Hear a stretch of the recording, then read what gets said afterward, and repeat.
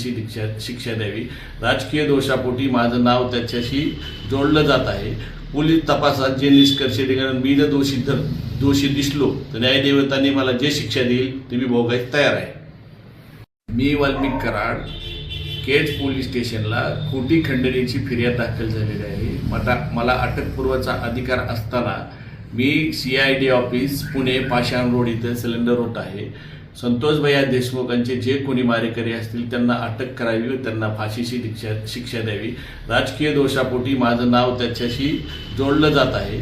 Police तपासात जे निष्कर्ष निघाले, मी जर दोषी दिसलो तर न्यायदेवतांनी मला जे शिक्षा देईल ते मी भोगायला तयार आहे। मी वाल्मिक कराड केज पोलीस स्टेशनला खोटी खंडणीची फिर्याद दाखल झालेली आहे।